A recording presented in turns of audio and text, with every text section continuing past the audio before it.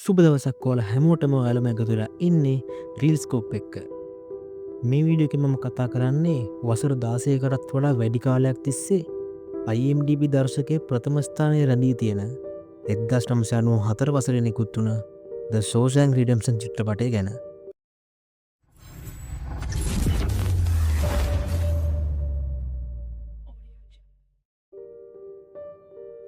මම මේකේ කතාව විතක් කෙටියෙන් කියනම් මොකද නොබලපු කෙනෙක්ට මේක ස්පොයිලර් වෙන්න හොඳ නැති කතාවක් නිසා.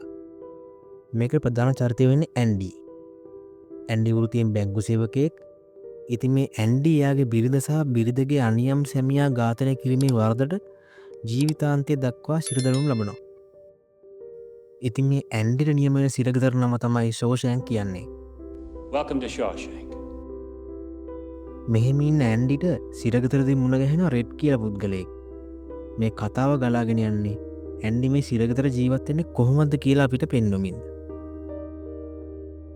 මේ කතාව එක් අතකින් ඇන්ඩිට සිරගතරදී හමු වෙන පුද්ගලයා පසු කලක ඇන්ඩිගේ හොඳම මිතුරා වුණ රෙඩ්ගේ මතක ආවර්ජනයක් කිව්වොත් නිවැරදි.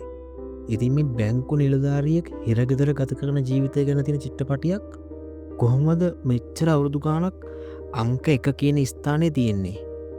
අපි අන්න ඒ කාරණේ කොටසින් කොටස දිග අරගෙන බලමු. කතාව බලාගෙන යද්දී ඔයාලට තේරෙයි මේක සිරගයක් ගැන කතාවක් විතරක්ම නොවන බව. බලාපොරොත්තුව ඔරොත්තු දීමේ හැකියාව සහ මිනිස් ආත්මය ගැන සරලව සහ සෙමින් විශිෂ්ට විදිහට මේ චිත්‍රපටයෙන් ප්‍රේක්ෂකයාට දැනෙන්න සලස්වනවා.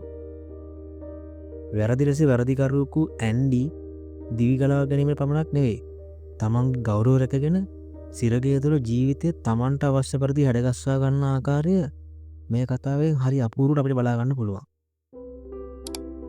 නූතන කාලේ ත්‍රිලෝ හෝ විශාල ප්ලොට් ට්විස්ට් ඇති චිත්‍රපට වගේ නෙවෙයි. ෂෝෂෑන්ක් කියන්නේ ස්ලෝ බර්න් මූවී එකක්. ඒ හේතුවම තමා මේක විශිෂ්ට කල්පවතේ නිර්මාණයක් කරේ. ස්ලෝ බර්න් කියන වචන තේරුම හරියටම තේරුම් ගන්න මේ මූවී එක අරින්න වෙන එකක් ඇති කියලා මම හිතන්නේ නැහැ.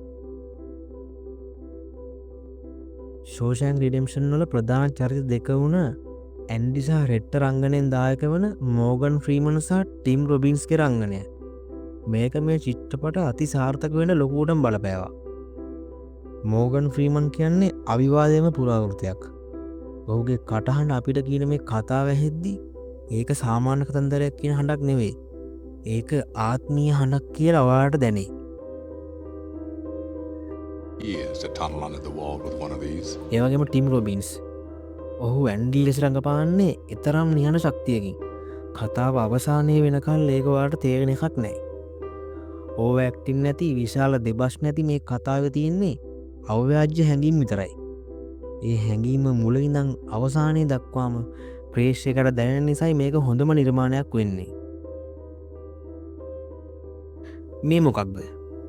ෂෝෂෑන්ක් බොක්ස් ඔෆිස් අතින් අසාර්ථක වුණා. 1994 රිලීස් වෙද්දී විශාල හයිප් එකක් ඇති කරෙත් නැහැ. ලොකු අලෙවිකරණයකුත් නැහැ. එහෙනම් මේක මේ වෙනකම් පැවතගෙන ආවේ කොහොමද? රූපවාහිනී නැවත විකාශනය, කට වචනේ මිනිස්සුවේ නැරඹුවා. ඊට පස්සේ අනිත් අයට කිව්වා ඔබේ නැරඹිය යුතුයි. බලපු අය නොබලපු අයට රෙකමන්ඩ් කරා. පරණ ෆිල්ම් එකක් නිසා නොබල හිටපු මම පවා මේක බැලුවේ එහෙම කෙනෙක් කියපු නිසා.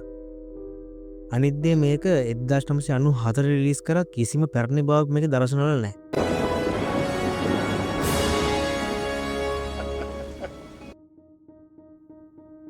ඉතින් සෙමින් එහෙම තමයි මේක වැඩිම පිරිසක් නරඹපු සහ නිර්දේශ කරපු චිත්‍රපටවලින් එකක් වුණේ. ඔයා ෂෝෂෑන්ක් රිඩෙම්ප්ෂන් නරඹන්න එක්වරක් පමණක් නෙවෙයි. ඔයා ඒක නැවත බලාවි. මිනිසෙක්ට මානසික නිදහස කියන දේ මොනතරම් වටිනවද කියලා තේරුණ දවසක හරි ඔයා මේක නැවත නරඹාවි. මේ සෑම අවස්ථාවකම ඔයාලා මේකේ අලුත් දෙයක් දකිවි. අඩුම කලින් නොදකපු රෙඩ් දෙන කුඩා බැල්මක් හරි ඔයාලා දකි. සහ අවසානය ඒක ඔයාලා පුදුමයට පත් කරන පමණක් නෙවෙයි, ඒක ඔයාලව තෘප්තිමත් කරයි. ඔයා මොන තත්ත්වයක ඉන්න කෙනෙක් වුණත් මේ කතාවෙන් ඉස්මතු කරන තේමාවන් ඔයාට බොහෝ සෙයින් දැනේවි. බලාපොරොත්තුව සහ බලාපොරොත්තු සුන්වීම යුක්තිය සහ දූෂණය, මිත්‍රත්වය, නිදහස මේ වගේ ගොඩක් දේවල් ෂෝෂෑන්ක් තුලින් අපිට පෙන්නනවා. මේ කවුණු ප්ලොට් එකකට සීමානුකවුණු නෙවෙයි. මේවා විශ්වීය තේමාවන්. අඳුරුතම වඩාත් සීමිත ස්ථානයක පවා මිනිස් ආත්මයකට තවමත් ඉහළට යන්න පුළුවන් කියලා ෂෝෂෑන්ක් අපිට මතක් කරලා දෙනවා. ඉතින් ඔව් මේක ඔස්කා සම්මාන දිනලා නැහැ. ලොකු ජනප්‍රියත්වයක් ගත්තෙත් නැහැ. මේ මූවි එක පළමු තැනට ආවේ මිනිස්සුන්ගේ හදවත් ස්පර්ශ කිරීමෙන්. සරල බව, විශිෂ්ට රංගනය, මතකයේ රැඳෙන කතාවක්, මතකයේ රැඳෙන චරිත වගේම හොඳම අවසානයක්. මේ වගේ කරුණු වලින් පරිපූර්ණ චිත්‍රපටයක් තමයි ෂෝෂෑන්ක් රිඩෙම්ප්ෂන් කියන්නේ. ඉතින් මේ හන්දම තමයි මේක ප්‍රේක්ෂකයාගේ හිතට වදින කතාවක් වෙන්නේ. පෞද්ගලිකව මට මේ කතාව මුලින් ඉඳන්ම ඇන්ඩි කියන්නේ මම කියන එක දැනුණා. සිරගිය තුළ විඳින කටුක අත්දැකීම් අතර එක දර්ශනයක් තියෙනවා. මෙයාලා වහලයක් මත නිදහසේ සීතල බියර් බොන දර්ශනයක්. අදටත් ඒ කොටසේදී ඇන්ඩිට දැනෙන ඒ කායික හා මානසික නිදහස කියනදී ඒ කොටස නගමන මටත් දැනෙනවා. කෙනෙක්ට මේක තවත් එක් සාමාන්‍ය චිත්‍රපටයක් වෙයි. එහෙමත් නැත්නම් ඕවරේට් චිත්‍රපටයක් වෙයි. ඒ දැනටමත් මේක තමයි බොහෝ දෙනෙක්ගේ හොඳම චිත්‍රපටය. ඔයාලා මොකද හිතන්නේ? ෂෝෂෑන්ක් රිඩෙම්ප්ෂන් හොඳම චිත්‍රපටය වෙන්න සුදුසුයි කියලා ඔයාලා හිතනවද? එහෙම නෙවෙයි නම් මොනවද ඔයාලා දකින අඩුපාඩු? පහලින් කමෙන්ට් කරගෙන යන්න. අපි තව කතා කරමු. ඉතින් ඔයාලා තවත් සිනමාව ගැන ගැඹුරින් කතා කරන්න කැමති නම් subscribe කරලා එකතු වෙන ගමන් ඔයාලගේ සිනමා වල යාළුවන්ට channel එක share කරන්න.